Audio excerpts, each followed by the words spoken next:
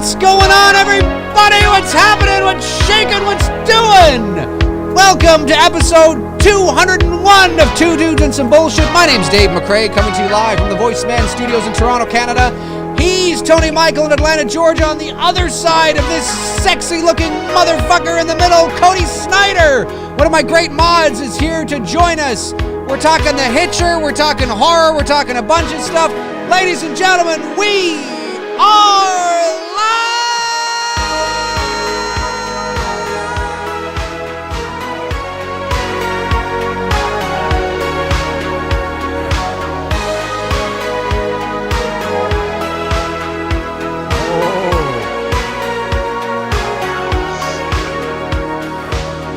Episode 201, The Hitcher, Rutger Hauer, 1986.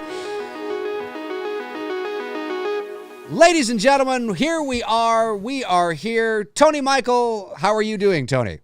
Hot and sweaty. Hot and sweaty? Well, you know, that's just Tony's way of saying I'm sexy. He's sexy. It's miserable. It's miserable down here. How about how about up there?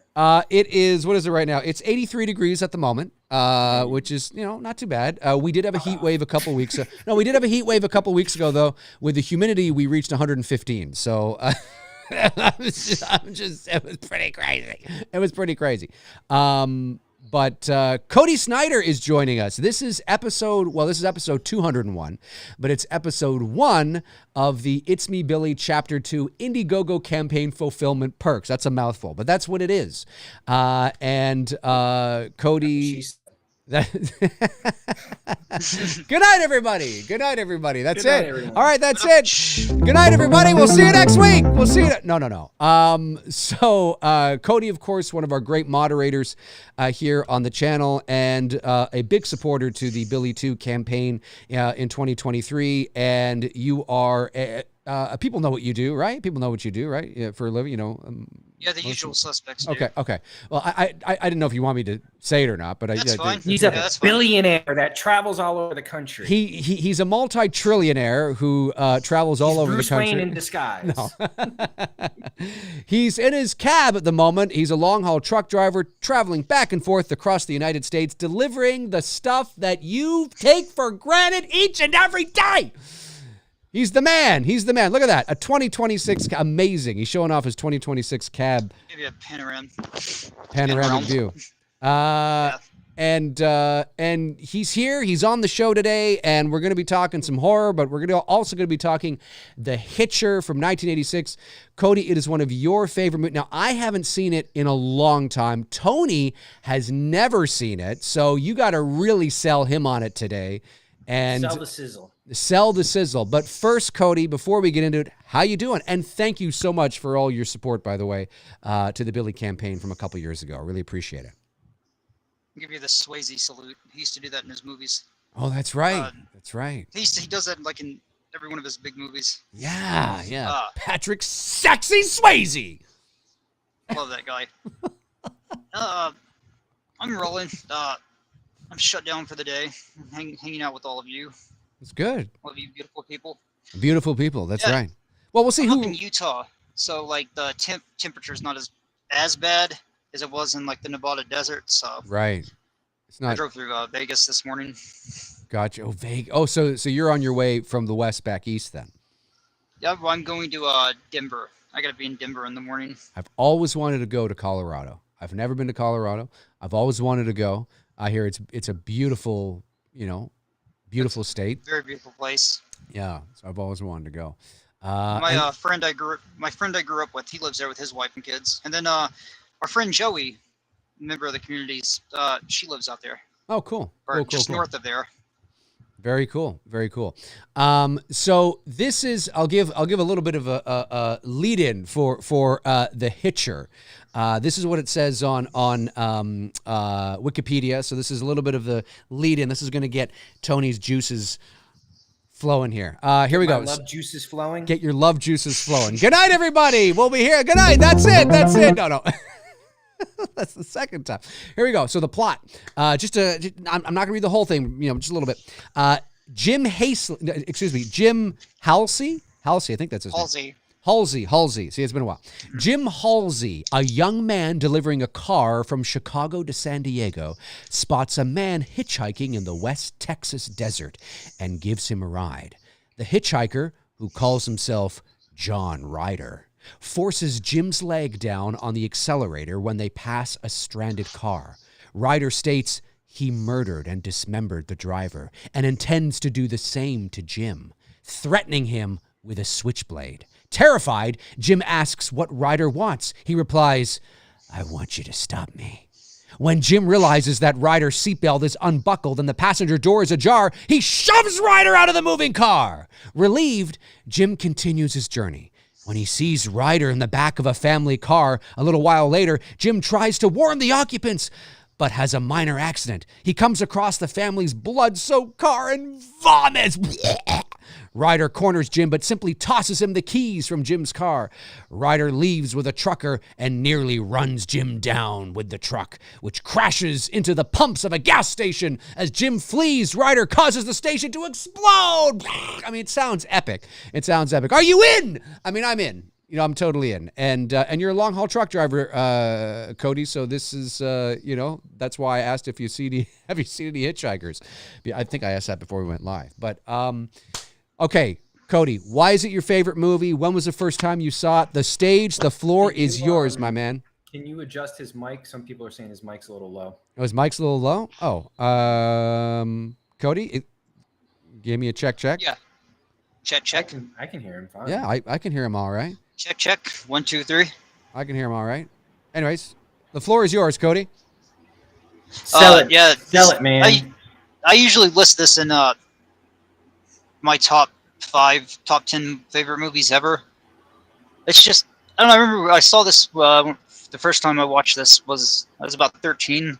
I watched this at my grandmother's on the weekend, and I just remember I like those desolate settings and that ambient music.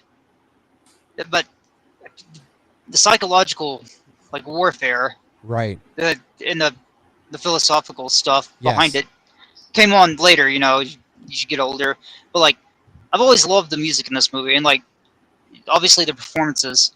Jennifer Jason Leigh is one of my favorite actresses, but like, what Rutger Hauer does in this is one of my favorite performances ever.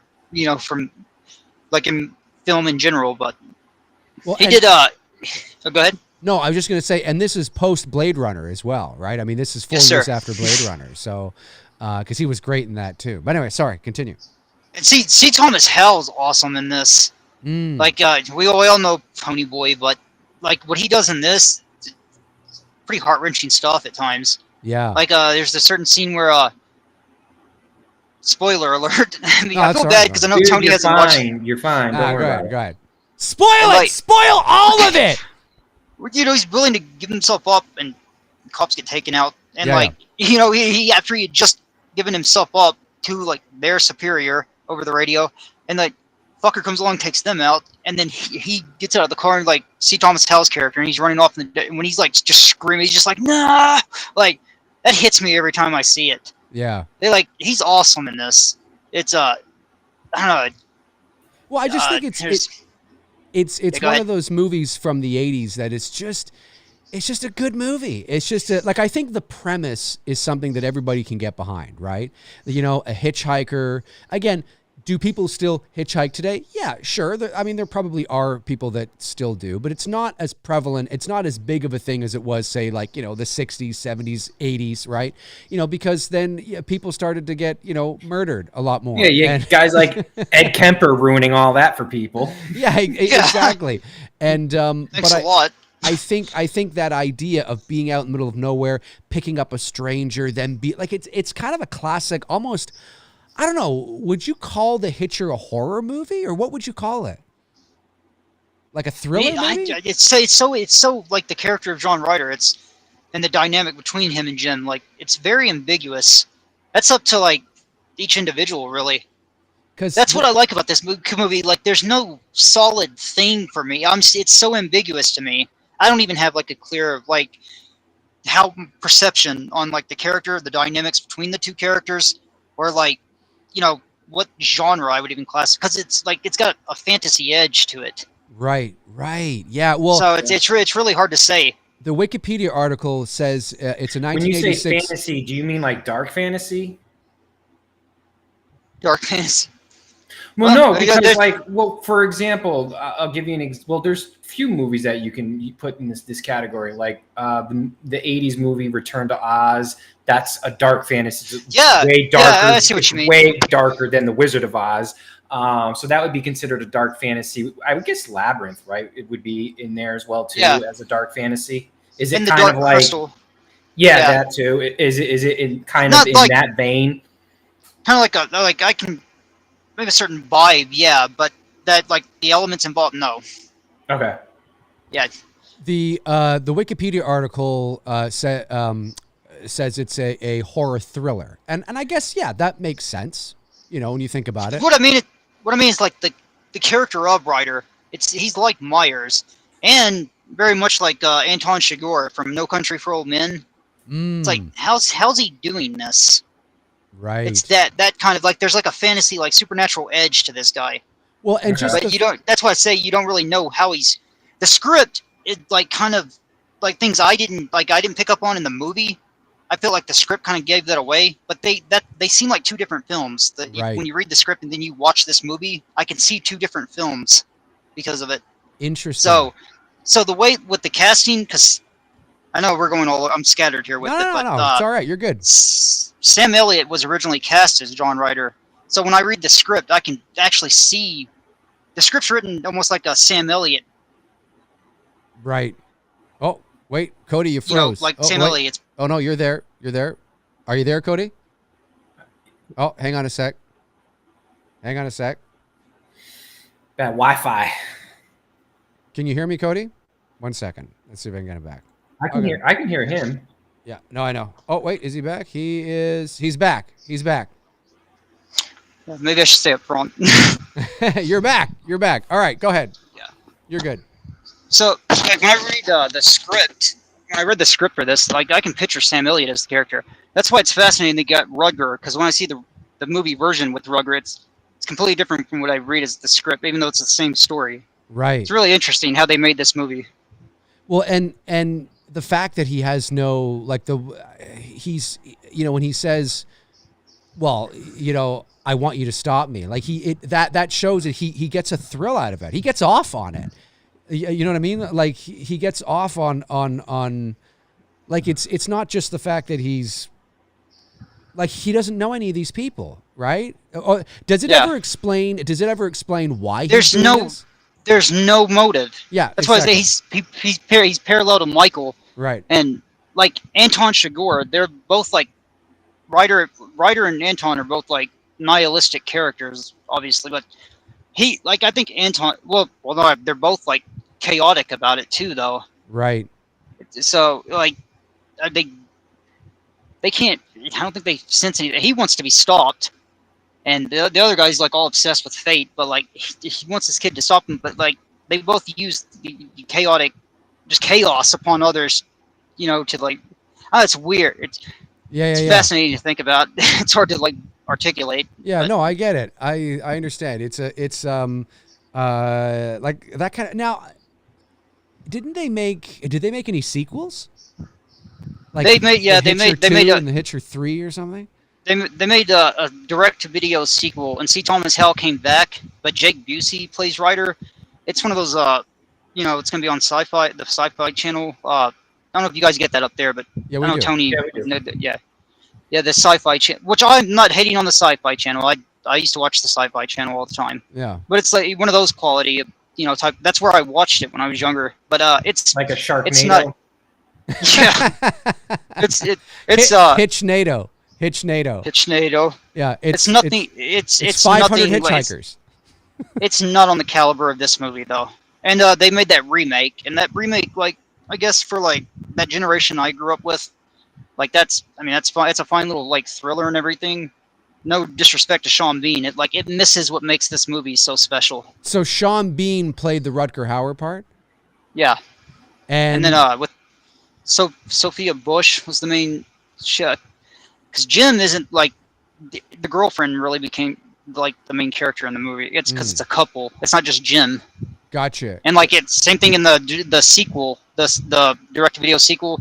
C. Thomas Howell's got his girlfriend's in it with him. Right. It's I think they used some of that for like the remake. What the dynamic. Right. Getting back to the original for a moment. So Rutger Hauer plays Ryder in the original, and then there's a different actor that plays. So the character of Ryder is supposed to continue, but Rutger Hauer didn't continue on in the sequel. No. Okay, but it's supposed to be the same guy. Yeah. Okay. And they kind of poke fun at that too, because he looks different, but I know it's the same guy. Like the character Jim Halsey, C. Thomas Howell actually says that in the movie, like in the sequel. He literally tells his girlfriend that. That's the Halloween 2018 moment. Weren't you? Didn't people say that your grandma and Michael were brother and sister or something? Mm-hmm. Well, that was just something that people made up. That was just something people made up. He looks different, but I know it's the same guy. I'm like, really? So, what would you say is your? Well, okay. First of all, did Rutger Hauer ever mention why he didn't come back, or? No, not that I know of. Okay. I don't think it wasn't like a. I don't think it was like I said, it wasn't the same caliber of film. So. Right. Yeah. Sure. Yeah. It was. It was probably up there with the "I'll always know what you did last summer." Yeah, like that. What would you say is your favorite part from the movie? Oh, him coming through that windshield. No. Sorry. I love that high kid when he crashes through the windshield at the end, like during the final showdown, and he's like, "Hi, kid." But that's awesome. But my favorite shot is when Jim pumps the gun after he's laid out on the ground, but Ryder rises and throws his chains on the ground and he pumps the gun, and Ryder's getting what he wants. He's got that satisfactory like look on that grin, just that grin. Right. You can go on my Facebook. That used to be my cover photo. You can move over, you'll see it. Right. But it's like he's like covered in, he's got blood on his face and that desert background. He's just that satanic smile on Rutger Hauer's face. I love that shot. Yeah. Because it just his satisfaction, because he's warped this kid's nature. Like he's pushed him beyond. Like I've always been like about like, you shouldn't let somebody else's nature change yours. But in this situation, like that's why it's scary. Yeah. You're forced to change your nature. Yes. That's what he does to this kid. Yeah, because the kid has to survive, right? I mean, he's got to. Yeah, it's true. He's got to do it. I mean, he's got to survive. It's either him or me, right? You know what I mean? And just that Nash situation is what pushes him. Okay. Yeah. Do you remember what I'm talking about between the two trucks? A little bit. Like there's some of the things that you're saying, and it's starting to come back to me a little bit. But like I said, it's probably been 30 years since I've seen the movie, and so but when you mentioned it and you wanted to talk about it on the show, and I was like, yeah, like I need to watch that again because it's an 80s classic, and Rutger Hauer is an amazing actor, and so I mean. Yeah. Well, Roger Ebert shit on that movie too, but I think he made the mistake because it's coming out during the slasher craze. Well, yeah. But this is a different type of movie, though. I mean, yeah, it's got a slasher element to it, but right. I mean, it's beyond just that, and I think that's why it's like Rutger Hauer invested a lot into this too. Like he really seemed to champion this movie. He said, they didn't understand it. It was an allegory for like evil, is what I believe what his quote was. Right. But yeah, I remember him. Go ahead. No, I was just going to say for an actor, it's a great vehicle. I can understand why he would champion it because it's a great role for any actor to play the villain, and especially in that kind of role, a hitchhiker, and it probably was just such a juicy, meaty role for him. I could see him being disappointed that it didn't. It didn't get the traction that he thought it was going to, right? You know what I mean? So that's too bad. And that's another kind of Sam. Apparently he wrote that in his book that Sam Elliott had the role because he scared Edward Feldman, the executive producer, in his audition. Like Sam Elliott had the guy scared to death to go out to his car, but scheduling conflict, so they got Rutger and Hauer, and yeah, they got the, because I'm trying to think of how to word this. I'm not taking shots at Sam Elliott. He's a handsome dude too, but like Rutger Hauer, he looks more like the type that would do some shit like this. Like Rutger Hauer like does? No, Sam Elliott. Sam Elliott. Rutger Hauer doesn't look like the type of dude that's gonna go out there. Like that's why it works so well. Right. Well, I mean, like this guy's more rugged looking. He looks like he would do some shit like this. Right, and Sam Elliott has that voice. You know. Yeah. You know what I mean? Yeah, like. And I'm a big Sam Elliott fan, obviously. You know, Roadhouse. He boosts everything he's in. Big Lebowski. That should have been the Hitcher starring Patrick Swayze. Oh yeah, could you imagine? Yes, I could. I think that'd be really funny. Sam Elliott just terrorizing them. 1986, he was doing a little film called Dirty Dancing. Dirty Dancing. That's right. Dirty Hitcher. Oh, a dancing Hitcher. A dancing, can you imagine a dancing Hitcher? Dancing Hitcher. Right. So instead of killing you, he wants to dance with you, and he's coming up and he's doing all those moves. Now, I had the time of my life. I figured he'd be the one being terrorized by Elliot. Yeah, people are like, what is going on? Colin Murdy in the chat says, the score is phenomenal. My favorite shot is when the helicopter suddenly appears into shot from behind the hill on the road. That chase sequence is great on the highway. Now, you've mentioned the score as well. Who did this? I can't think of the Mark score. Isham. Mark Isham. Is there like a lot of synth and a lot of like, you know? Yeah, synth and like, he's got a solo trumpet. So there's a lot of like industrial beats in there. Right. It's kind of makes me think of like, well, it was before Nine Inch Nails because it was before like Pretty Hate Machine would have been out. Right. But it kind of like a precursor to that. And like To Live and Die in LA's got that same type of like, you know, vibe with the music. But this one's, except this score is more ambient. Right. Okay. Because it's more melodic. But yes, more sort of atmospheric. You know what I mean? Kind of. It's very bleak, and it just fits like that desolate vibe. Right. But it's got like moments where it's like tender too. Right. Add to it. Well, I mean, that's the Patrick Swayze some sort of hope. Right. Right. Yeah. Look, I want to watch it. I do. I mean, I've seen it, but I want to watch it again because, it is a good movie, and it's one of those movies from the '80s that when you mention, people are like, "Oh yeah, the Hitcher." You know what I mean? It's a good film. If you is there anything in the film you don't like, or you're like, I don't know about that, or I would have done that a bit differently? Oh. I don't think so. Okay. I don't think. No. Oh, there you go. Is that me or you? No, it was you. Yeah, I thought I lost. I thought you were thinking. No, there's not. He's just thinking at the moment, folks. He'll be back. Oh, yeah. Cody will be back here in a second. I mean, I know he's still in the thing, but he needs to adjust. Yeah, he needs to adjust. Let me get.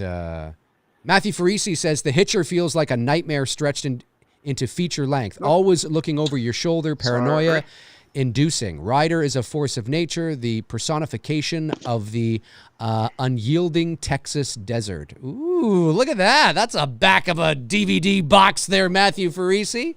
There you go. That's a good one. Oh, Cody was back and then he was gone. The Hitcher got him. Oh, can you hear? Yes. He's a little broken up, but yeah. A little broken up, but I can... You're a little, I don't know, maybe... Could be his connection of where he's at right now. It could be. If you can hear us, Cody... Oh, he'll be back. If you can hear us, if you have the stream on, just keep trying. Don't worry, we're not going anywhere. Oh, there you go. You're back. Oh, I got you. All right, there we go. You're back, yeah. If that happens again, just don't fret. Just keep, doing what you're doing, and Tony and I will, we'll hold down the fort. Exactly. Colin says, it's a great blend of 80s synth with a lot of ambient and bleak, subtle moments. It captures the tone perfectly. Nice. I like that. I told you, Colin was going to love this one. Yeah, well, yeah, because he loves the movie too, right? It started out as a short film on the extra features. Oh, it started as a short film. I didn't know that. You know, when I thought, all of a sudden I just had this, Tony, I don't think you're doing this anymore. Maybe because you don't have the time. I'm not sure because I know how busy you are. But when you were mixing all those tracks that you do with, you know, your turntables and DJ stuff, shit, you mix some. This is a side thing. You mix some wicked ass mixes, man. Yeah, you know, I mean, there was one of the little hobbies that turned into a brief career at the radio station that I've been doing since I was like, what? My dad started teaching me to DJ like I was like around 10, I think, on his turntables, something like that. So yeah, you know, it's fun, you know, like DJing is a young man's game for sure. You know, like after, 7 years of getting out at like 4:00 in the morning from a nightclub, you're just like, this was fun. I'm good. Yeah. 7 years of this is like, and I started really young too. I was like I was like 20 when I started. I wasn't even old enough to drink. Well, down here anyways, because I know Canada is 18 at that time. Quebec is 18. Right. Ontario's 19. Yeah.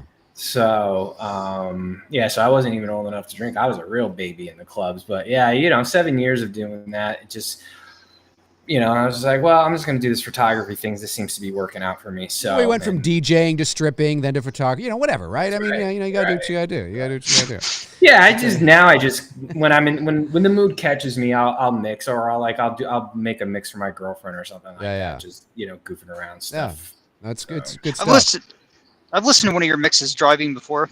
I think. Oh, nice. A couple of those. Nice. Yeah, I remember. I told you that on Instagram. That was a few years back, though. That's good stuff. Yeah, Instagram's gotten so strict with copyright that it's just like all the time that you spend preparing to put a mix together, then you post it, and then Instagram's like, gonna take it down. Like, you know what? Fuck this. Yeah, well, it makes sense. Yeah, because I was driving down the road, like, and Billy Idol's just like, money, money.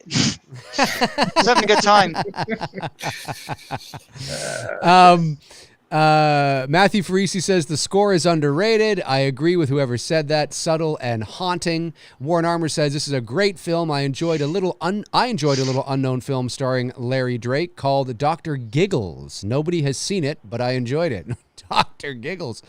Fascinating. So did you know? Colin in the chat says that apparently this began as a short film. I didn't know that. That's interesting. Yeah, that part I actually didn't know. Yeah, he says leave it to Murdy. Oh yeah, Colin Murdy is. I mean, you need. I mean, if you need brain surgery, you go to Colin Murdy. I mean, this is. He knows everything. Oh, yeah, that's a good buddy of mine. Yeah. He follows up and says, "Cody is a great guy. We had a blast when he visited me last September in Belfast, Ireland. You went to Belfast, Ireland. You visited him? Yes, sir. Yeah. He and his girlfriend just let me, like, this strange American cat just fly across the ocean and stay at their home. Yeah. Amazing. And, so thank you, European vacation. So thank you, Dave, because I became friends with Colin. I met him through your channel. So you brought a lot of us together. So I brought Darren and Frank together. I brought Cody and Colin together. I am the arbiter. McRae is just bringing people together. It's all love. Tony, I follow Tony. It's like. Oh yeah, that's true. That's true. When you were over in Belfast, did you see the Harlan and Wolff shipyard where they built Titanic? No, I wanted to. I was close to that. I had a hotel like a couple of days there that was close to that area, but yeah, I didn't get over there. Because I think they still have the actual, not the building where it was constructed, but I think the dock where they finished her when they were finishing building Titanic. Colin will have to tell me and correct me on that, but I'm almost positive that the actual place where she was before they launched her into the water, that part of it is still there. And you can go and see it and shit. That's very cool. Well, I remember it may have been when we were walking around the city, or it may have been when I was on a tour bus. But I took a picture of like a big like Titanic memorial like mural on the side of a building. I can send that to you. It's later on, but I'd have to dig that up. But I remember getting a picture of that. But like actually going, I knew it was over there before I went over there, but I didn't get to actually go. Right. But yeah, I want to get back over there and visit them again. So maybe then. It's very green over there. That's what I've been told. Oh yeah, it's nice. Yeah. Yes. I was kind of messed up for a while, getting back over here. Yeah. Time change. Oh yeah, that would I did that. be what? Is that 7 hours? Well, I'm Central Sorry, timing Kentucky, sorry. so Fi- yeah. oh yeah, from where you are. Yeah, sorry, I meant like a 7 hour flight is what I meant. Oh, sorry, yeah, from Nashville to over there, it was 8 hours, I believe, Oh, to Heathrow in London, and then I had I don't know, like a little over an hour or about an hour to Belfast from London. that's very Yeah, cool. Ireland is like there's me and Christina were talking about like top places that I want to visit and like photograph, and especially now that I'm strictly just doing developing my own film and just shooting strictly 35mm film now. And Ireland is like top on my list because the landscape there is just insane. I mean, It's beautiful.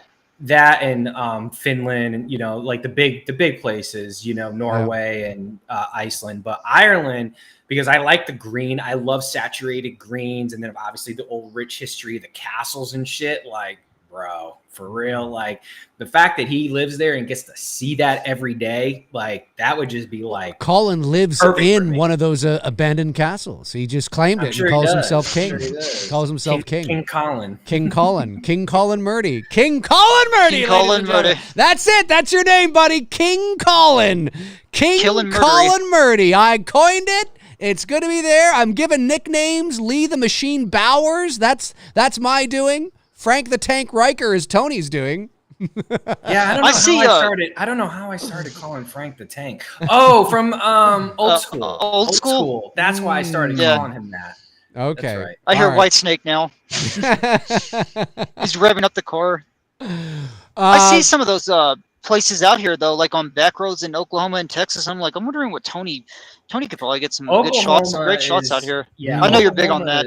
That's my second home away from home. Like when I've been out there a couple of times now for client work, and as soon as I just like turned my head this way, and I was like a kid in a fucking candy shop. I'm like, I don't think I can do your job because I just want to go and take pictures of all the landscape and Oklahoma for the kind of country style landscapes that I like photographing. Georgia's got some stuff like I have to really go out to find it.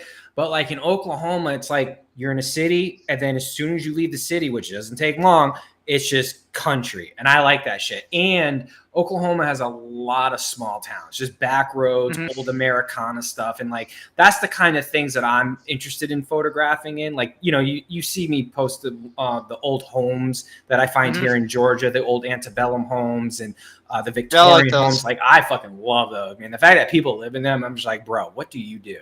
Like, for real. Like, because I did not get the right career got some questions. I got some questions. I want that house. But yeah, the isolation, like we went out, where did I go? I went to Lawton, Lauton.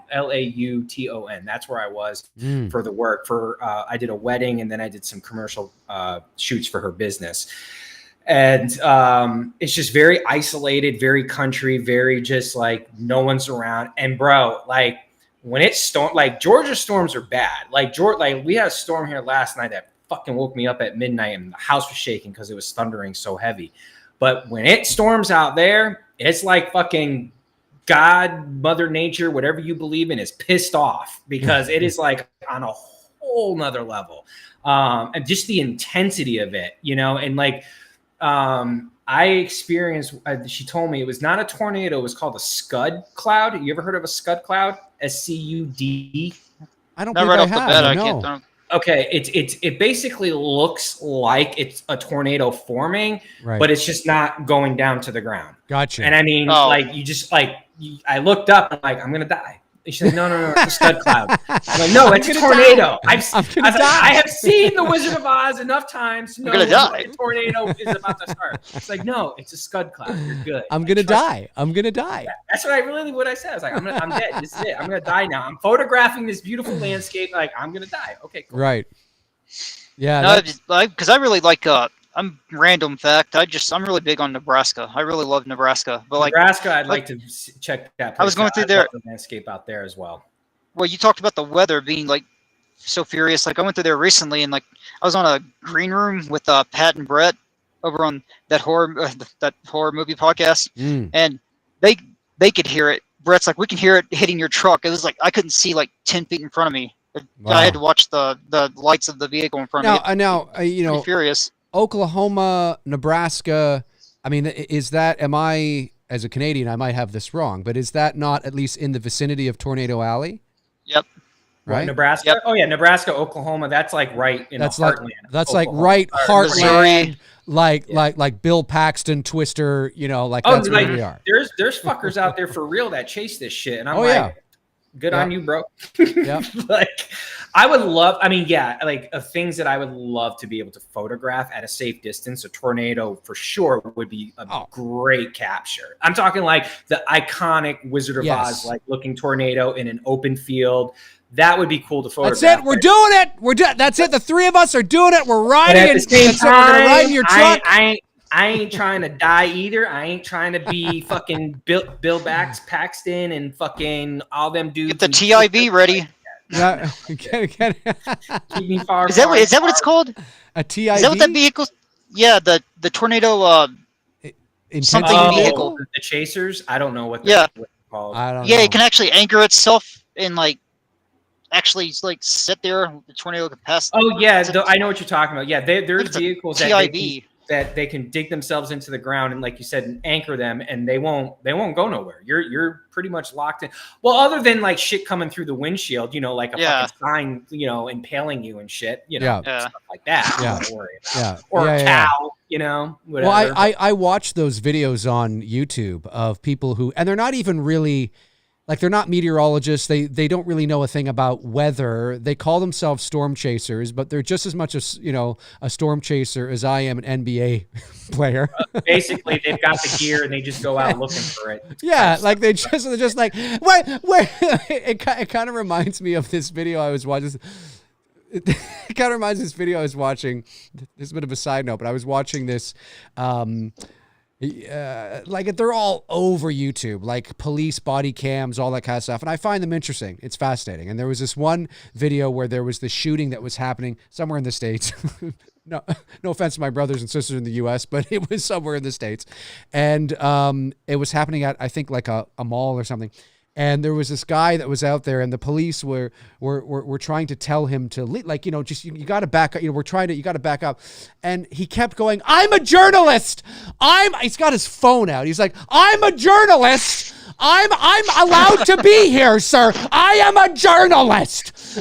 Do you not understand that? He's not a fucking journalist. He's a guy that's got a goddamn, YouTube channel who calls himself a journalist. By the way, folks, as somebody who grew up in a media family, I can tell you, you're not just because you got a phone and a YouTube channel and a desire doesn't make you a journalist. You know what I mean? Like or a reporter. It's like all those people in South Park in that episode that think they're food critics. Yeah, I know. I'm a Yelp reviewer. And no. The reason why I'm a journalist, sir. You need to. All right. Well, if you get shot, it's not our problem. And I think one of the cops said, if you get shot, we're not coming for you. And he's like, that's okay. I'll defend myself, sir. Anyways, he ended up getting arrested, and I think the charges were dropped. But anyway, sorry, that's a side note, but it just reminded me of something you'd said. I don't know where I got off on that. But, yeah. The tornado, weather chasers. I'm like, you're not a weather chaser, Honey, go. Babe, we got to get this. Honey, they got the kids in the car. Like, I mean, so I'm just like, it's crazy. It's crazy. Yeah, I just hear Willie, you're not a food critic, Dennis. You're a fucking mechanic. Yeah.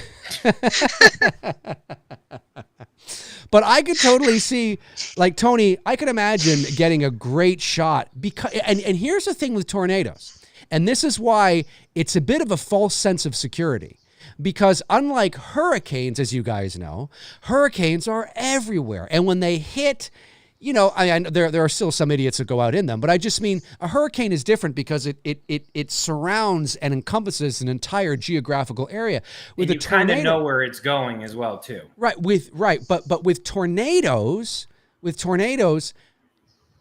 a lot of the times the wind speed of a tornado can be even more fierce and faster than that of a hurricane. Not that hurricanes are nothing. I mean, listen, hurricanes are devastating. They're one of the most devastating things in the world, but With a tornado, it's a funnel and it's confined. So you could stand like, 100 yards from the tornado and not be blown away. And I mean, it would be crazy to be that close to a tornado. Don't get me wrong. But you see some of these people that are taking photos like fairly close and the tornado's right there. And I'm just like, oh my God, I'd be like, I mean, they could turn. That's what they got telephoto lenses for. That's it. That's Keep it. myself at a distance, and that's it. Get the shot I need and get the hell out of there. That's it. Like the nature wildlife photographers. Like, how do they get that close to the lion? They're not that close. They're like 900 yards on the other side of the savannah. You know what I mean? Cody, when you go into Nebraska, do you ever like? Is it just like you're dropping off or whatever? Do you ever get to venture into like the back roads and small town areas? Because that is like Nebraska is a place that I have circled just from seeing some of my old favorite photographers, like people like guys like Robert Adams. I don't know if you've heard of him, not Ansel Adams, but he was Robert Adams was a black and white photographer, and he photographed a lot of the Midwest. Jason Lee, you know who he is, Brody from Mallrats. He's a photographer. Jason Lee's probably my favorite photographer in the sense of like when he captures a photo, when I look at it, I'm like, I would have taken the same thing. Like his eyes are in tune to the same shit that I look for to photograph. So I like that when I follow another photographer, I'm looking for that kind of that similarity, that we share the same vision. You know what I mean? Like I don't really follow many cityscape photographers because it's basically all the same shit with the same filters all over again. But Nebraska, there's a same like Oklahoma, but even more so because there's two sides to Nebraska. You've got, four really. What I was going with here is you got the four seasons, beautiful falls, obviously beautiful winters if you want to suck up the cold weather up there and whatnot. So do you get to see any of that stuff, or is it just you go in, you drop off, and you're back on the road? It depends. I've stayed overnight, numerous times because sometimes it's a straight shot through there, but I have to stop at a truck stop to fuel, or I'll stop at a Walmart to stock up, my food for the week, maybe if it's a Sunday. Go to the gym. Sometimes I have to go up, get off the interstate and go up. I go up through like sometimes Grand Island, and I go up the back roads to this place called Skyler because there's a Cargill. There's like a meat packing place out there.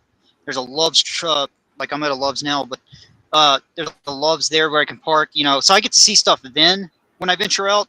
But yeah, in situations like that, it depends. Okay. Like on where I'm going to be picking up and like where what the schedule looks like, and it's crazy. Oh yeah, you guys are on like a really strict schedule too. I forget that. Well, so you don't really have time to kind of sightsee and travel down back roads and where if you have a load, you have a time frame and you have to get it there within that time frame. I would imagine too, especially if it's like a load that's frozen, right? Some leeway. What did he say? He broke up. Yeah, you have some leeway. Okay. Oh, okay. I thought I lost you guys. Sorry. No, you're good. I'm sorry about the technical difficulties, chat. But it's all right. It's all right. It's all good. Crazy ass interstate spot. Yeah, but yeah, it depends. You actually pivot. You got to pivot, on this type of schedule because it's just random, really, more than anything. But yeah, I've been able to squeeze time in. Go take a look at that, or usually if I didn't go to the gym as often, I've cut down actually recently, but I'm about to start. I have to do more days recently or coming up to bulk. Bro, I know I've mentioned this to you before, especially because you travel a lot. You really do need to invest in some kettlebells, man. They don't take up a lot of space, and man, like that's predominantly all I do now is just kettlebell train. I know you're big on those. Because the older I get, and Dave can, testify to this, especially if you're someone who's been active your whole life, I can't keep doing the same type of powerlifting stuff that I was doing all through my 20s. I have to change it up because the main thing I'm going for now at 46 is strength, flexibility, making sure that, everything is good and I'm not hurting myself and whatnot. And then I'm not also feeling so like, because when you're heavy lifting and you're on like the bro split routine or whatever, you're just, you don't have mobility, you don't have flexibility. So like with kettlebell training, you can still get, especially if you pick up, good heavy ones along with some light ones, and you can get a good cardio workout and build strength at the same time and keep your strength. So, and because you got a cab, man, you can just fucking put them right in the back row and that's it. You don't, and it saves you money on a gym too. I'm glad you said that about flexible though. I did some yoga recently. Yeah. I need to do it more though and stick to it. I got some Tai Chi stuff. Thank you, Roadhouse. But seriously, I got Tai Chi downloaded. I've got Tai Chi exercises like on my phone downloaded, so I practice those. But yeah, I need to. I'm telling you, man, it is, kettlebell training is such a game changer, and you realize, like, I remember I told you this, like, you think you're in shape, then all of a sudden you start doing like complex kettlebell routines. You're like, fuck, like your lungs are like dying for air, and you realize you're not as strong as you think you are because of the type of movements you're doing. And again, they don't take up a lot of space, and you can pretty much, there isn't an exercise and not a body part that you can't hit and do with, a good handful of kettlebells. And like I said, you just throw them in the back of your cab, bro, and you're good. I don't have kettlebells, but that's actually good advice for myself too, because, because we're not young anymore. No, and it's funny. But you guys are doing well for your ages too, by the way. Well, I'm in it like Dave is. Like, we're in it for the long game. Like, I still want to be working out in my 60s and 70s, but obviously I have to keep modifying it the older, the older you get, right? And it's harder too, because when I was younger, like when I was in my teens and in my 20s especially, I worked out. I was like, oh, I want to have big arms. I want to have chest. I want to, not like huge. I mean, I'm not a big guy to begin with, but you know what I mean, right? Like, I want to look, look good.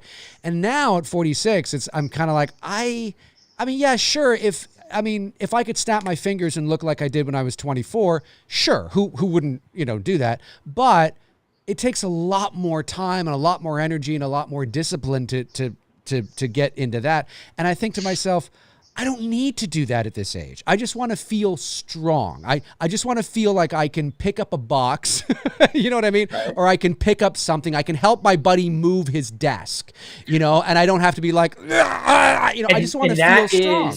And that is strength the functionality of kettlebell training, is because of the type of movements you're doing also applies to everyday life. The things that you're going to be carrying and whatever, or holding, or, stuff like that. While, having good endurance and things that, like, those are good endurance, strength, flexibility. And those are the things now that I look for at my age. And I discovered, kettlebells have obviously been around forever, but I never really, I didn't pay any attention to them until I got into my 40s, and they've been a game changer. I did a 45-minute workout yesterday and it killed me, but that's all I want now. Like, I the days of me doing 2-hour marathon workouts, I think they're done, because every time I do that, I'm not feeling well for a day or two later, and I don't like that. I like to, when I kettlebell train and I'm consistent with it, I'm usually good every other day. I do like one day and then take a rest. I walk every day. I walk like 5 miles every single day. That's a thing that I, constantly do. But when you do like a kettlebell complex routine mixed with just regular isolated movements, you're not only building strength, you're getting a fucking killer cardio workout on top of that. And that's good. It's good, man. It's good. Yeah, you have to think about it. So let's switch gears here for just a moment. I'm curious, Cody, what are your thoughts on, and Tony, you can chime in as well, of course, for everybody, and in the chat, the Friday the 13th series. Cody, you're a moderator on the channel. You chime in the chat, but here you are on the show. Are you excited about the Crystal Lake series? Are you not excited about it? Are you worried about it? I'm not going wild over it, but Friday the 13th is probably my sentimental favorite horror franchise. I saw that before Halloween. Yeah. Oh, okay. So, and I've seen the pictures of Linda Cardellini. So, yeah, I'm liking what I see. So I'm gonna watch it. Yeah. Well, it's crazy. I guess it's kind of a lukewarm reaction, but yeah, like I know where it's going, and I'm stoked about that. But yeah, I'm curious to see what they do. Yeah. I'd love to be able to invite, I don't know these people. Maybe there's some of them, in the chat right now. I don't know.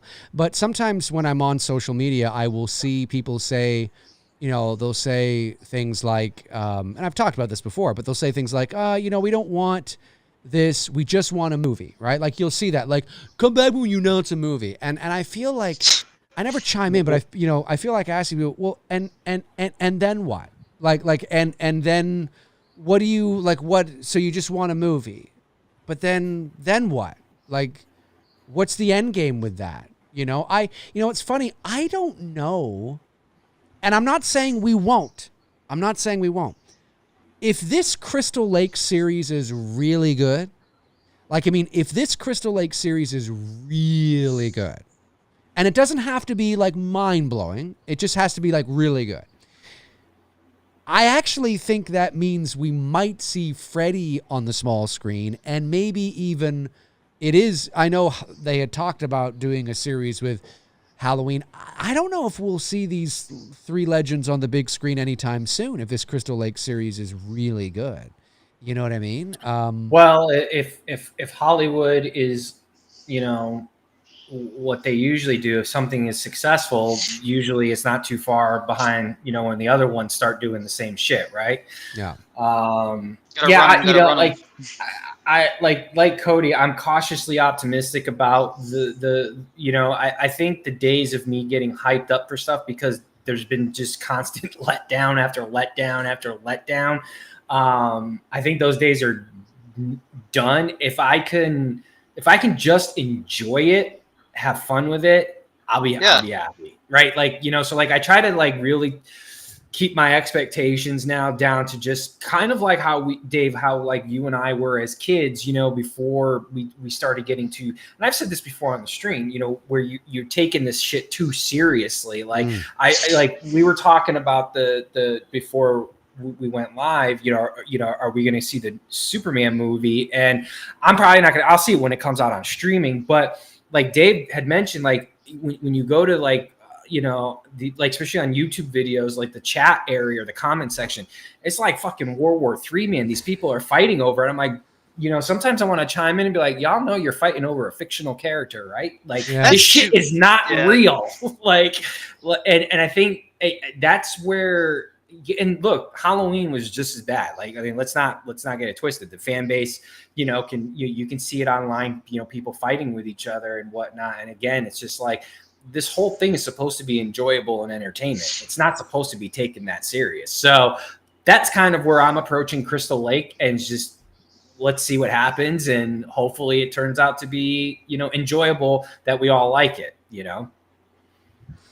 Yeah, I agree. Brandon says here in the chat, he says, I still have zero faith that we're going to see adult Jason or a hockey mask. I know Vincent DeSantis said otherwise, but I don't buy that they would tell Pamela's story if they had access to everything. Well, again, I think from my understanding is they do have access to everything, but not they have to make things look a bit different than what they have. And my thought on that is, I understand what you're saying because Jason's the brand, but when you're telling a television, when you've moved now from the big screen to the small screen and are telling a story over 8 hours as opposed to 1 hour, I think I respectfully disagree. I think there's an opportunity here, and I think they see that opportunity. And if it succeeds, it succeeds, and if it doesn't, it doesn't. But I don't think we're not going to see Jason. I think they're starting with Pamela as a way to put more meat on the bone, as a way to not do the same thing over again, because Jason has been run into the ground. There's very little left you can do with Jason, so you almost have to start over again to a degree. I mean, you can do the Halloween 2018 thing if you want and start from part 4 and so, but I think there's something here. I still am I'm going to go out and they could give us some more Sackhead. They could. I'm just saying. And make it 2 eyes instead of one. Make it 2 eyes instead of one. Make it 1 eye. But it depends on what they have in terms of the rights. But I think. Well, I don't think the Sackhead would be an issue. Well, I think it's just a hockey mask, right? That would be the issue. Well, it would depend. It would depend. But I think they do have I think what Vincent DeSanti said is correct, because I have heard that as well. Brian Fuller had mentioned that, and I think they have everything, but they need to make it its own sort of thing, which is, so you'll have a hockey mask that might be a bit different, right? Which is kind of what you see in the artwork that they release. It's a little bit different. So instead of like the rounder eye holes, it's kind of more square eye, and so they're trying to make it different enough. It's that kind of copyright sort of, thing that they're trying to do. And so now, does that mean we're going to see it right out of the gate? No. But they might lead up to it. It might be your first season might be Pamela Voorhees. And then by the end of the first season, they tease Jason's return. And we'll see what this short film that the director of what's his face is doing. What's it called? It's like a cider commercial or something, like a 10-minute cider commercial, whatever it is. I forget what it's called now, but we'll see what that is, because Jason is in that. So and it's officially licensed Jason. So we'll see what he looks like in that, and that'll give you a good idea of what he might or probably will look like in the TV series. They could do there was a show, I didn't really watch it. It's probably like the only Batman thing that I didn't watch or ever get into. It was a show called Gotham, ran for a few seasons, and they ended it with a very quick shot of, the kid, Bruce Wayne, becoming an adult, and he's Batman, and he's standing on a building. It's very quick close up, and then they're done. They could do the same thing here with Jason. Something very quick for the fans, like, we're going to end it here. We've reached this point. Boom, done. Adios. Yeah, well, look, I agree, and Cody, I want your thoughts here in a second too, and I just feel that I know fans just want a movie, but as I've said many times, there's no longevity in that. And so you have to, in the kind of movies that the fans keep saying they want. And now maybe fans want more than that, but I can only go on what I see on social media, which is, how hard does it make the Friday the 13th movie? It's just teens, boobs, and blood. It's like, yeah, and that's not going to, there's more to it than that now. And so with a television series, it allows them to actually write stories and episodes and characters and flesh things out. And I think they would have probably done that anyway. And because of the era we're in and the opportunity, and if you just want Friday the 13th 3, then just go watch Friday the 13th 3. Yeah. I was not on board. If you remember, before the series dropped, when I had my YouTube channel, I was not on board with Cobra Kai at the beginning. Right. I did not know because it's Karate Kid. That's off limits for me. Like, yeah, well, that's like your favorite movie of all time. It is. So don't fuck it up. And when I heard the idea, I was just like, I don't know, fucking loved it. Those guys knew what they were doing.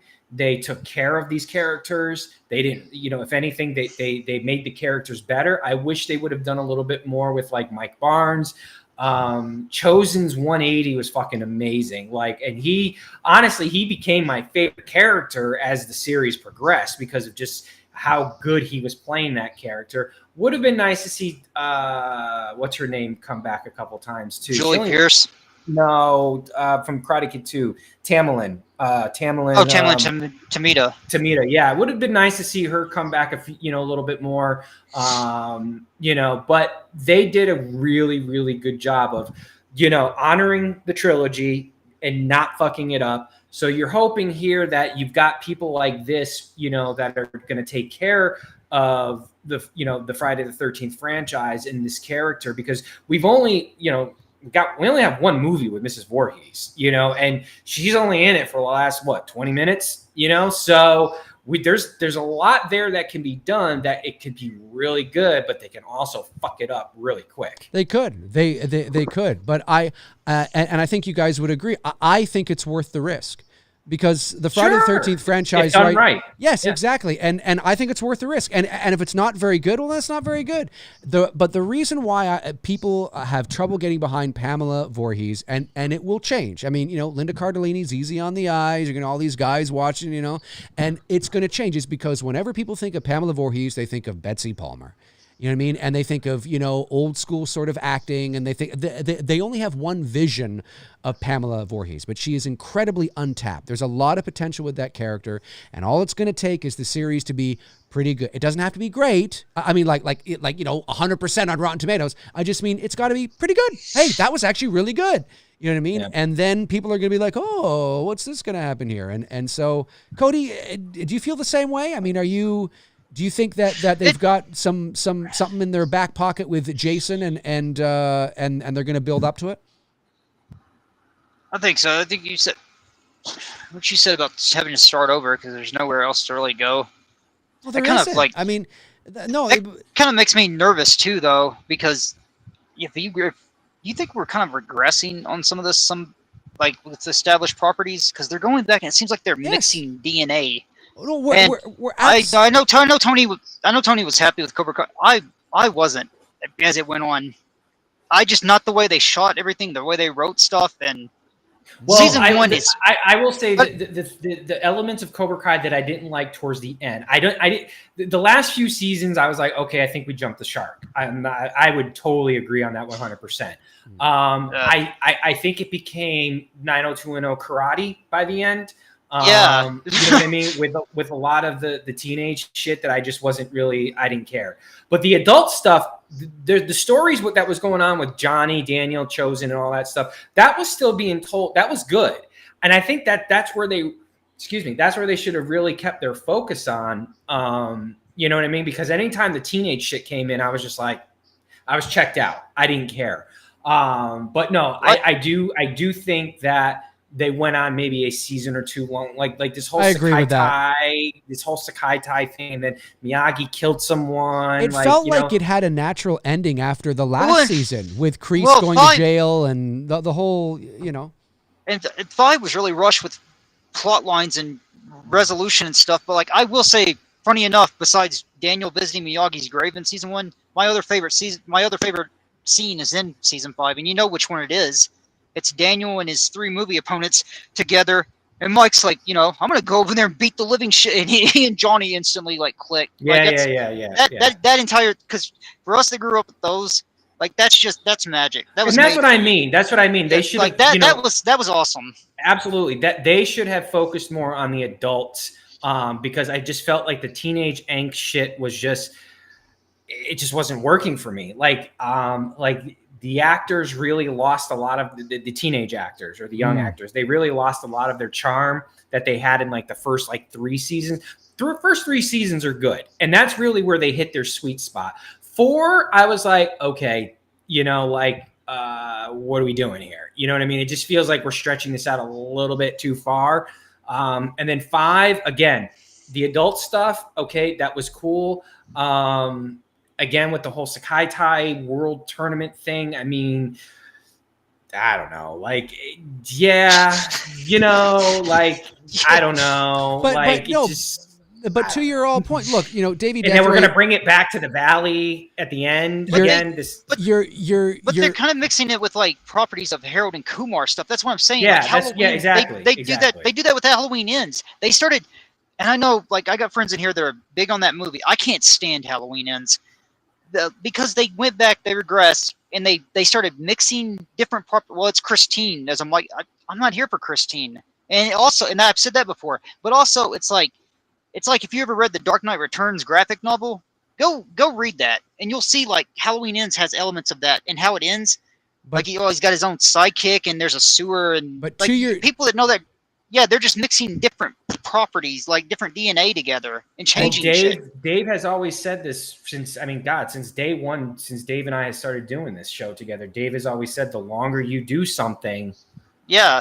Well, and that's to Cody's point when he says, are we just regressing here? Are we just, and the short answer is yes, an emphatic yes, but it's simply because of brand, and they will continue. They will figure out ways to continue to, you know, drain the well dry because we all continue to consume it. And if people didn't consume it, they would stop on a dime. It doesn't matter if it ends on a cliffhanger. It doesn't matter if it ends on there's unresolved plot points and plot beats and character arcs. They don't care. It's show business. And the second something doesn't make money, they will drop it like that. Now, if you're lucky, there have been examples of some series getting a last hurrah on a different, it gets canceled on one, service or something, and then it gets picked up and they get a final fourth season. They're able to wrap up, everything up. But that doesn't always happen. And they did that with a show that I got into. I came to it late, and it was really fucking good. It's called Longmire.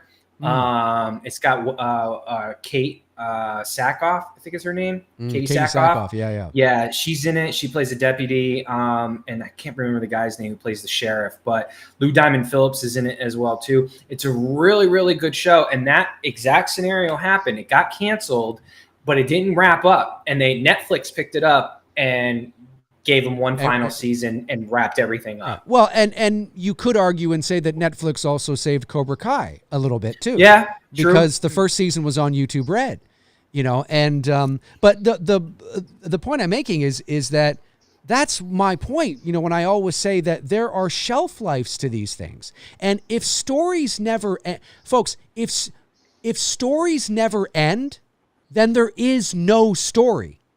Right. The story has a beginning, a middle, and an end. Think about that. I think it's one of the best things I've heard recently. Yeah. Think about that. If stories never end, there is no story. Right.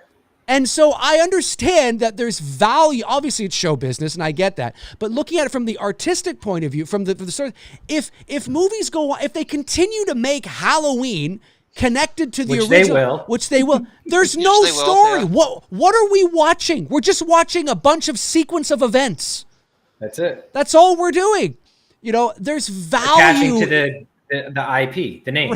Right. There's value. Now, listen, I know that I would probably not make a very good studio executive, but I'm just saying that it's just that there really is value in things ending. Sometimes the best thing a story can do is end, not because it's gone on, but because of the emotional resonance and weight that an ending can carry for an audience, for the characters, for the mythos of the of the IP of the and so but I think the reason why they've turned to television for Friday the 13th is simply because they've exhausted everything in. That doesn't mean it does. I don't mean that we're never going to see a film ever again. I just mean right now where we're at in the world of streaming and how streaming is hot. I was going to say, with the world of streaming and everything, they want to try it out. They want to try it out. And if it's successful, it could be. I'm telling you, folks, if Friday the 13th turns out to be good, in which obviously I said I'm cautiously optimistic for, I want it to be good. I'm hoping it's good. I want to enjoy it. Me too. You can definitely see just the way studios work, the domino effect. Okay, we got to get Halloween. We got to get Scream. We got to get Nightmare. We got to turn all these into series now. Right. Because Friday was good. Yeah. That's how it always happens. Tried Scream and it didn't do very well, but that doesn't mean they couldn't try again. That does irk me. But you get my point. Halloween got a 13th film before Friday the 13th. That kind of irks me. Maybe to beat Halloween to 31. But I remember, and you guys know this, I remember being on my channel in 2017 and 2018 and saying that, if Halloween 2018 is good, they're going to make more. And then, and we'll wait and see how long it takes to find us right back, where we started. Well, it only took a couple of films, and then Halloween Ends comes along and everybody's going, and that's why I'm like, maybe they should have just left it at one. But of course it made so much money they couldn't, but Davey Deathray said in the chat, I don't know if he was referring to what I had said, but I'm going to take it. He said he didn't see anybody in the movie. What was it? I didn't see anybody. I'm not seeing any of that movie talk on social media. I think you're talking about when I said that I see a lot of people talking about how they just want a Friday the 13th movie. Maybe not. Maybe you're talking about something else. But if you are talking about that, I see it all the time. Anytime I'm on X or Facebook. Oh, it's and not any genre. You just got to. It is, but I mean, like, anytime there's something to do with Friday the 13th, and of course, I'm speaking any generally. Franchise, any big franchise, yeah. Yes, but I'm speaking specifically in regards to, I think what he's saying is, in regards to people talking about there being that they just want a movie with Friday the 13th. Okay. I see it all the time. I see it all the time. I see, anytime there's a mention of Friday the 13th or the series or Pamela Voorhees is like, well, we just want a movie. We just want a movie. You know, we just want a movie. And it's like, yes. And I understand that. And what they're saying is they don't, I've said it before. I'll quickly say it again. I understand. People are afraid. People are scared. Friday the 13th fans are scared because when they hear the word elevated or when they hear the word more meat on the bone, they immediately jump from, you know, the first floor to the 100th floor and thinking, you know, they're going to get Hereditary and The Shining. And I understand that. They don't want their beloved Jason turned into some sort of elevated psychological thriller. I get it, and I agree. And I don't think that, but that's not what they mean. That's not what they mean. They just mean we can't have it just teens, tits, and blood. That's what they mean. It needs to be a little more than that, and a television series affords us the opportunity to do that because now instead of telling a story over 90 minutes or sometimes even less, 86 minutes, we're telling a story over 8 hours, and we can flesh people out and you can care about characters, and there's more. That's what they mean by that. You're still going to get your kills. You're still going to get your blood. You're still going to get your cha-cha-cha, ha-ha-ha, or ka-ka-ka-ma-ma-ma. You're still going to get all the Friday the 13th stuff, but it's just going to be within now having more meat on the bone, some better fleshed out characters, you know, brought into the 21st century, that kind of thing. It's still going to feel like Friday the 13th. And if it's good, nobody's going to care. If it's bad and it's awful and it stinks, well, then there you go. But as we know in the movie space, if you've made up your mind long before the movie or television show ever comes out, you're not going to like it. You know, so how do you think the Superman reviews are going to go? The people that have spent the last 3 years hating it will hate it. They will hate it. They absolutely will hate it, which is why you're seeing all the channels that said that's going to be shit are saying it's shit because they have to say it's shit. They've spent the last 3 years of their lives saying it's shit. Bro, I can't even watch. And the people that want to love it will love it. And then the people in the middle will figure out whether they like it or not. That's just the way it is with movies and television. Yeah, Sorry. I've stopped watching YouTube reviewers because it's pretty much you can go, you know what's coming. They're going to shit on it. Yeah. It's like every movie they shit on it. That's the thing to do. Yeah. And I can't do that anymore. No, and if you've spent the last, if part of your identity is ripping and shitting on a movie that hasn't even been greenlit for production yet, and then all the way from, I mean, imagine if somebody was ripping and shitting on the house on Port Robinson Road, right? Now, where am I in the stage of this movie? I'm in development. You just wrote it. I just wrote it. So imagine, fuck that Dave McCray. It's going to be shit. It's going to be shit. And they have a YouTube channel where they're talking about the inside scoop. Right. And they have a YouTube channel where they're talking about it is shit. It's going to be shit. That Dave McCray doesn't know his ass from his elbow. He's a fucking loser. His Billy films were trash, garbage, and they're ripping on me. It's going to be horrible and disgusting. Do you think by the time the movie comes out in, I don't know, a couple years from now, or who knows when it comes out, that they're going to go watch it and go, you know what? It was actually pretty good. Get the fuck out of here. That's not how it works. That's not how it works. You cannot spend 2 or 3 years of your life, accumulating an audience, building an aura of hatred and seething disgust for a movie. Turn around and be like, I loved it. Exactly. You can't do it. It's not going to happen. And I think that's become the trend, unfortunately, on YouTube, and it really does. It just sucks the life right out of, wanting to, watch a movie or, whatever and whatnot.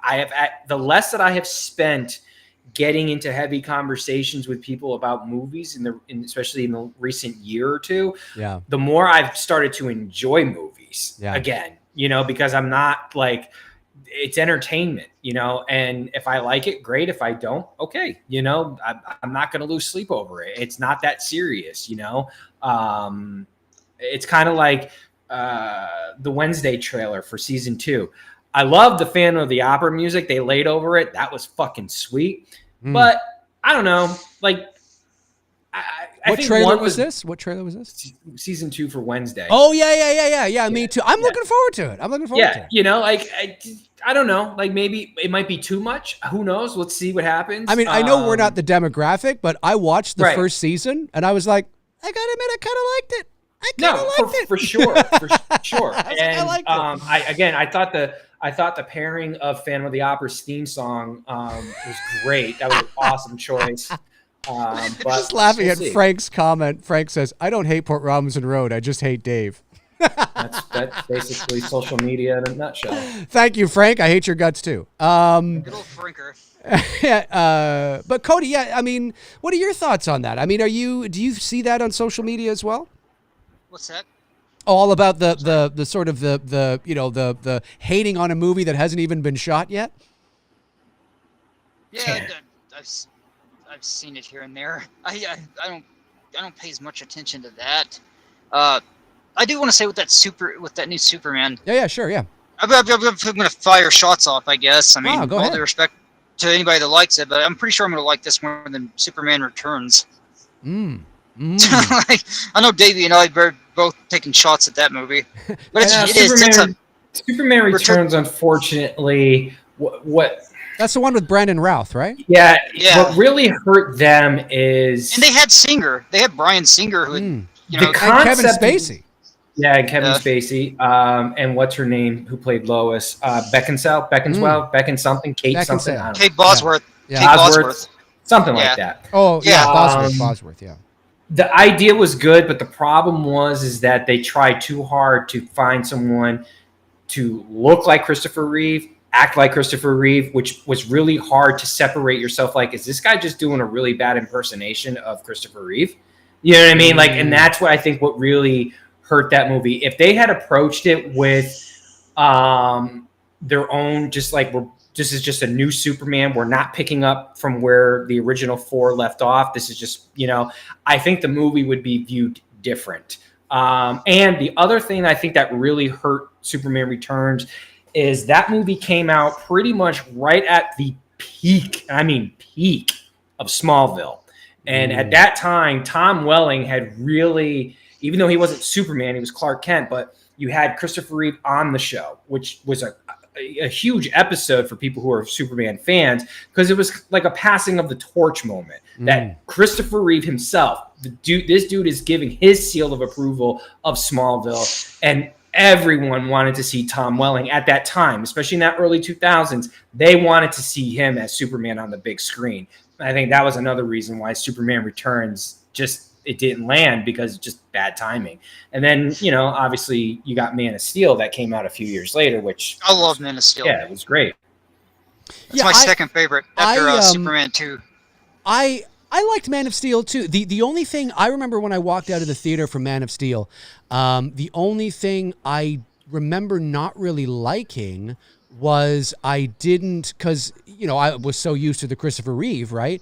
I didn't really feel the chemistry between what's her face and Henry Cavill. Oh, Amy Adams. Yeah, I love Amy Adams as an actress. I think she's stellar. I think she's amazing. But I just didn't feel that chemistry. Like, it was a bit of a sort of more of a more serious, film, a more serious take. And I just remember walking out going, I liked it, but I wanted to feel a little more of that chemistry between Lois and Clark, and I didn't really feel that. But anyways, that's neither here nor there. But no, that's important, because I'll tell you why. Like, I know you never saw Smallville, but Erica Durance and Tom Welling's chemistry on that show was really fucking good. Yeah. Next, they're Christopher Reeve and Margaret Kidder are here. Tom Welling and Erica Durance. If we're talking about pairing chemistry now, right? They're like close. The chemistry that they had on Smallville was great, and then obviously the way Margaret Kidder, just the jabs that she would take at him in the movies, right? Well, just that little bantering, that you could see the relationship developing between them as Lois and Clark, for sure. And I hear that Smallville's good. Yeah, it's really good. Yeah, it's really good. Michael Rosenbaum is still. Oh, he's the best. Even over Hackman. Yeah, absolutely. Oh, hands down, live action Lex Luthor, the most evil version that Michael Rosenbaum, and the fact that Rosenbaum's the fucking man, and nobody has given him the opportunity to play Lex on the big screen. Like, I can separate him from the show. You can put him next to anyone. That's fine. Like, the guy who Jesse, whatever his name is, who played him in Man of Steel and in that run, hated him. He sucked. Jury's out on this new kid, Nick, whatever his name, Beast. Nicholas Hoult. from X-Men. I like him as an actor, so we'll see. Well, and I hear the chemistry between Cornsweet and Brosnahan or whatever her name is fantastic. So we'll see. Hopefully, and then obviously Gene Hackman is Gene Hackman. I mean, he's fucking amazing. It's amazing. Yeah. So but Hackman wasn't like the maniacal evil Lex that Rosenbaum did. Hackman was more intellectual. It's fucking Gene Hackman. It's fucking Gene Hackman. That's what I always say. I just see Gene Hackman, and I love Hackman. Rest in peace. I love it. It's Gene Hackman. Michael Rosenbaum's not going to have I don't think he's going to go down as having the impact over time in film like Gene Hackman did. Of course. But I think he was a better Lex to me. Yeah, yeah, that's fair. Yeah. That's totally fair. No, that's totally fair. I mean, everybody can, you Clancy Brown. You like what you like. Clancy Brown, did the voice in the animated series. Great Lex. Okay. But that's something else. Yeah. No, I'm looking forward to checking it out. I have obviously because I am in tuned with film fandom online and film Twitter and film Facebook and mostly film Twitter, I guess I see it. I'm aware of the whole backlash of the Snyderverse and all this kind of stuff, and I just want to know, with some of the things I'm seeing online and the things that people are writing, are these grown men? And when I say men, I don't mean with all due respect, because if you're 22 years old, you're a grown man. You're very young, but you're a grown man. I just mean, are these men in their mid-40s? I mean, because some of the shit I'm seeing, I'm just like... Probably. I'm just like, really? It's insane, I'm just man. They are. They are. Go look at the wrestling fans on Twitter. You want to see something fascinating? Jesus Christ. And I don't mean that. I'm not trying to say I'm a better person. I'm just like, guys, it's a movie. It's fictional characters. You can love both. You can root and a guy in spandex flying around. Let's just put it in perspective for a moment. I always want movies to succeed. It's not you take it personal. Are you do you have stock in Warner Brothers? Did somebody did you invest in the Snyderverse? Were you an executive producer on Man of Steel or Batman? Were you an EP on Black Adam? I guess to some argument for guys like my brother, okay, he's got 10,000 comic books. So the stock where he has invested in it is the years of collecting, and I get where he's coming from and wanting to, see the payoff for, whatever his expectations are. I have no idea. I haven't talked to him, but whatever they are. Okay. So I get where he's coming from on that, but at the same time, I'm still just man, at the end of the day, bro, this is just all make believe, and it's supposed to be fun. If you don't have fun with it, you're going to take the joy out of it. You know what I mean? Yeah. And and to your point, because the God, I feel like I hate calling it this because I feel like I'm suddenly one of them, but it is true. This is what it's called, the Snyderverse. For better or worse, it was What's a Snyderverse. Well, it's the whole. This is how out of it I am. It's the whole movies from Man of Steel all the way up to because Zack Snyder directed it. Right. I was man, what the fuck is this? No relation. No, it's the Cody Snyderverse. Okay, because I was confused, man. I was I've heard of the multiverse. I've heard of well, this is the Cody Snyderverse. I heard of the Spider-Verse, but what the fuck? Everything's a verse. Snyderverse? But I think sometimes, and I don't say this with everybody, but I think sometimes as children become men, we think that, we look back at certain things and we realize that, I think what Zack Snyder did for a bunch of young men was he created a more serious universe and world, very much like what Nolan did with Batman. And I think it hit the right earmarks for a certain age group because of where they were in their lives. It was serious. It wasn't, it wasn't. It was also shit on too, if I remember. No, sure. But I just mean that, the universe itself, had a serious tone, and so it felt like it was delivering a serious universe that was in line with the now adult fans that were kids way back then. It's the same thing I feel about Star Wars. The original Star Wars trilogy, George Lucas as often says, it's a children's movie. I think I get what he means when he says that. He's not saying it's Labyrinth and the never-ending story. He just means that it's not serious. Like, it's like, and you watch those movies and you're like, yeah, I get what he's saying. Like, obviously The Empire Strikes Back is darker and darker themed, and there's some dark things in it, of course, and I don't necessarily think it's like a children's movie like, Mr. Rogers, but that's the extreme that people go to. But I get what he says when he means that. And when you watch those movies now as an adult, I'm like, yeah, like I get, like, I get it. And I think for, some people, for some fans as kids, when they think, like, they take it so seriously, they think Star Wars has always been very serious. So when they watch something like Andor, they go, yes, this is how Star Wars all. And no. Have you seen Return of the Jedi and fucking Ewoks killing stormtroopers? I mean, it wasn't. But I think for kids who are now adults, they almost feel like they have sort of a skewed view of what it was like, I think you know what I'm trying to say. It's like, no, it wasn't always. And so I think with superhero fans, Star Wars is oversaturated right now. It is. Sure. It is way oversaturated. There's just way too much. It is, but I think some serious fans sometimes forget that it was much more family friendly than I think some older fans would like to admit. I'm not saying there haven't been serious themes, but when you look at something like Superman, when Man of Steel came along, it was very much in the seriousness of the Nolan films, and fans really gravitated towards that, and they liked that, and it felt on par with where they were in terms of their development as human beings. They're now 28-year-old men. They're not, I don't want to watch Christopher Reeve anymore. I want to watch serious stuff. And then along comes James Gunn, who's now making, arguably, I've heard, I haven't seen it yet, the most comic booky movie of all comic book movies. Very whimsical and funny and jokey, and it's probably going to piss a lot of these people off who've gotten used to the more serious, stoic Superman.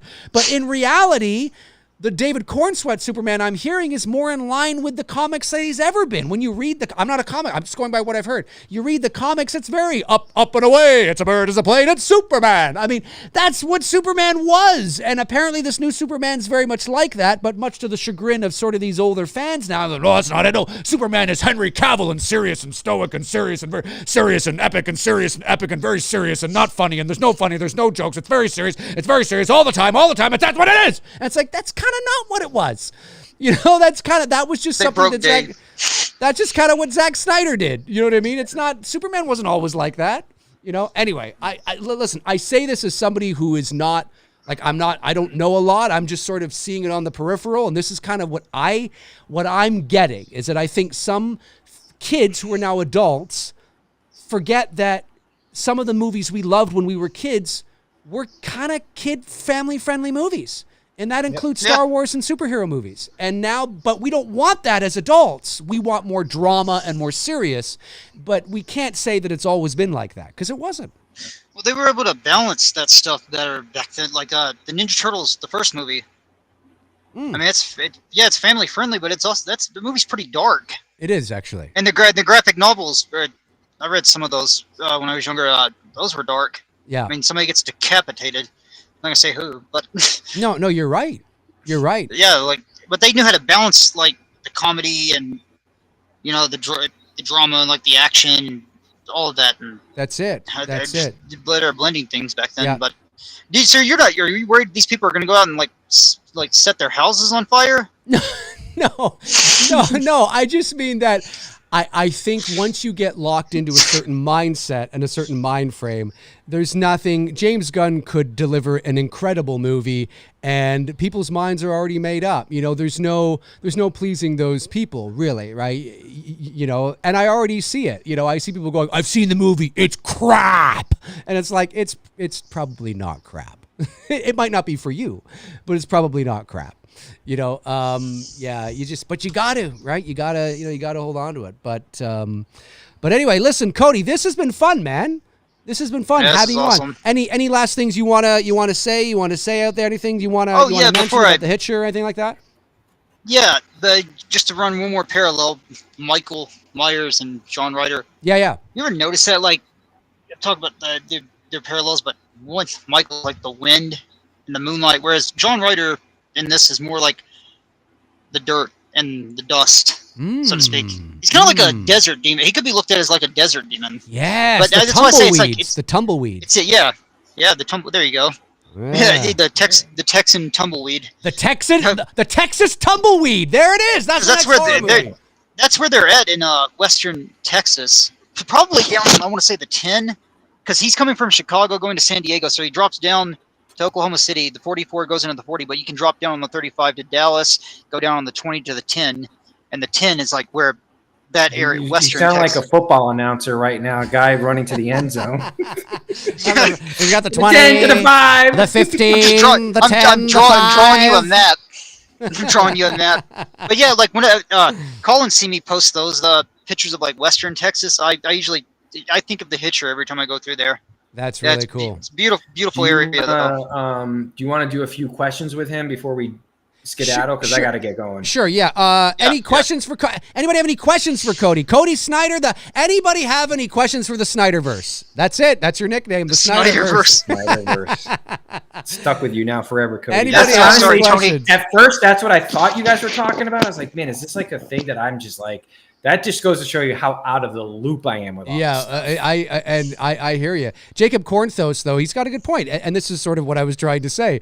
And he wraps it up in a little sentence. Says, the OG Star Wars movies felt adult to them when they were kids, and they continue to hold on to that. And it's true. And I'm not saying that Star Wars, like when George Lucas says it's a children's movie, I think that's a little simplistic. I think it's family friendly for sure, with some darker tones and themes, absolutely, especially Empire. But people who are adults now, when I think they have this skewed sort of view of what Star Wars is supposed to be very serious. It's like, it wasn't all right. I don't think so, and Superman should be Man of Steel, so that's how Superman is. That might be what you like, but that's not what it's like. That's not that's like, we had never seen a Superman that was very, and I think Henry Cavill looks the part. I think he looks fantastic as Superman. But let's not kid ourselves. That was a very somber set of films he was in. You know what I mean? Brandon Collins says, Cody, which song do you hate more? Eastbound and Down or Convoy? Oh yeah, you're a music guy. That's right. Oh. I mean, we're all music people, but I'm gonna say, I probably like Eastbound and Down more. So yeah, Convoy probably. Interesting. Davey Deathray says, Cody, how much will it cost to get you to watch Halloween Ends a second time? Love you, bud. That's from Davey Deathray. Want to wait. Maybe you can get a discount a few years, like 20 years down the road or something. Did you watch? I've only seen it once, but I promise you, that was enough. Did you watch it? Unfortunately, I had to sit through it a second time. Dave, I know. I did watch it with you guys. I was in the stream. That was when Tony went on his big fuck you fest. I haven't seen it since. I haven't seen it since. I watched it in the theater, then I watched it. I was good with one, and Dave had the brilliant idea. Let's watch it again. Well, no, it was for the show. It was for the show because I knew people would love to watch us hate it, or at least talk about it. That's so funny. Davey Deathray says the new Superman is not that different from Man of Steel. Just saying. Well, there you go. Really, Davey? Really? I'm probably as a non-comic book guy who knows nothing about this shit. I'm probably gonna feel the same way that the average person feels like. Okay, this was cool. Like I like Man of Steel. I liked Batman v Superman. I did too. I liked the Justice League. I loved Jason Momoa as Aquaman. Yeah, he's fucking awesome as Aquaman. I didn't see Wonder Woman or the second one, 1984. I didn't either. So I haven't seen that, and I did see The Flash only because of Michael Keaton coming back. That was it. Didn't really like The Flash. Loved seeing Michael Keaton. I again missed opportunity with him and Tim Burton to do Batman Beyond. I mean, he's at the right age. Well, I don't know if he would do it now, but Batman Beyond was great. it's awesome. You know, like that's my knowledge of comic books ends in the Batman world. Like I don't really know much beyond that. So I don't, like Dave, I don't have much stock in this. Like I enjoyed all of what Marvel did with the whole run there from Iron Man all the way through Infinity Endgame and whatnot. That was fun. Had fun with it. I'm kind of over it, but you know, while it was around, you know, like I didn't care. I wasn't nitpicking at all the whatever, you know, the shit that they were doing. I think that's kind of the advantage that Dave and I have, and maybe yourself, Cody. I don't know how much you've got invested on that shit, but when you're not like a super hardcore fan, you just go in there for the pure entertainment. It's just like whatever. It's a popcorn movie, you know. And I probably didn't see like half of those. I saw like all of the Avengers, and like I think I've seen all of the Thors. Yeah, I've seen all of those, all of them. And Iron Man. I didn't see all the Captain Americas, but yeah. The last one I saw though was the Spider-Man in that world, the Marvel. Well, no, I did see Deadpool, which I guess that's technically now part of it. I haven't seen either of those. Yeah. I haven't seen those three. I saw them. I actually like the Deadpool films. I need to see that third one because I mean, I'm trying. You're looking like Wolverine. You're doing the Hugh Jackman look. He is. Because Hugh Jackman's awesome. I love the X-Men movies. I have photos of me from like 20-something years ago with huge sideburns down like this. Like I mean like Dave had you gotta find those. Dave had the Dylan photos. Dave had the Dylan McKay sideburns. I did. Like or Elvis Presley from like 73. 90210 shout out. Oh yeah, I did. And this was like, listen. Like Dave will tell you, early '90s, Jason Priestley and Luke Perry, they brought the sideburns back. I used to watch it with my parents. Yeah. Oh yeah, it was big. It was, and everybody in high school had them. I had them. My friend Evan had them. Wavy hair and sideburns. Yep. Everybody did it. We're such losers. Oh, it got even worse for as Dave and I got through like towards the end of our high school years. We were frosting our freaking hair and shit. Right. The spikes. Guys had spiky hair, and we had that would have been the later '90s, wouldn't it? That was like late 90s. Like 97 to 99 in that run right there, that late 90s. I remember seeing that. In my first year of college, my friend Nicole, who I'm still friends with to this day, she's the only person I speak to from my first year of college, actually. But she dyed my hair. I wanted to dye my hair. I don't know why. And she was like, "I'll dye it for you." I was like, "All right." So I went up to her dorm room because we lived in residence. I went up to her dorm room and I sat in a chair and she did the whole dye thing. I have to wait, and it came out blonde, and it looked ridiculous because I have dark hair. Like if you have dark hair like Dave and I, it looks stupid. Well, I don't have dark hair anymore because this is all gray. Well, when we were young. When I was 20 years old, I had dark hair. And so when it started to come in, it's like really fun. But when I went back home over Christmas break and got a haircut, then I just had the frosted tips. And that looked pretty good. I dyed my hair twice that year. Never again, though. Never again. God, I felt like I was... That was 99? 99, yeah. I felt like I would have been 9. I was 20. We were 20. I did that, and I felt like I was the 6th member to NSYNC. I really did. I really did. But it was the thing. It was the look. You're right. It was. You know. It was that and khakis. Cargo khakis. Khakis. Yep. Were really big. Yeah. It was a big thing. And then years later, Nicole was like, "Yeah, it didn't look good." I'm like, why didn't you tell me that? It's like, look good. Could have told us that. Oh, shit. No, she's amazing. I love her. Did you get all the questions for him? Yeah. I think that's it. Oh wait, Colin asked Cody. Hey, Cody, would you like a Hitcher TV series, maybe set in the '60s this time? Ooh, yeah. A Hitcher TV series. It depends on what would. I mean, the concept's interesting. Absolutely, but it depends on what we'll go into. I mean, I'm just so prone to that '80s synth. Synthy, like. Well, why not set it in the '80s? With the industrial beats and like. Yeah, because you would really, if you set it in the '60s, then you're. Look, if you set it in the '60s, if you set it in the '60s, what I would do is I would really, for music, I would pull inspiration from like the Doors, the sound that the Doors had, especially with the organ sound. Yes. I would pull inspiration from that. Maybe some CCR. CCR. That's where Eric Red got it from the Doors. Eric Red got the idea from Riders on the Storm for the movie. Oh, yeah. Yes. So pull ideas. Sorry, I didn't say that. Yeah. So if you pull ideas from that, Zeppelin, I think they came in the 70s. That would be too rock. I'm trying to think of other. The Stones hadn't really quite found their sound. The Beatles, no. I think if anything, if you were to kind of steal, you could pull some ideas from Hendrix, as well as far as the sound goes. But really, that organ Doors sound is probably what I'm thinking you would want to use as your score for a movie set in the 60s with this tone that you've described of this movie. Yeah, that's not a bad idea. I'm sorry I didn't say that earlier. I should have said that at the beginning. Like Eric Red, who co-wrote Near Dark, another one of my favorite movies, and Collins, and my buddy Tyler's. A lot of people love that movie. He co-wrote that with Catherine Bigelow. So Near Dark is like a sibling to me, to the Hitcher. But he got the idea for the Hitcher, like his idea for the story from like Riders on the song.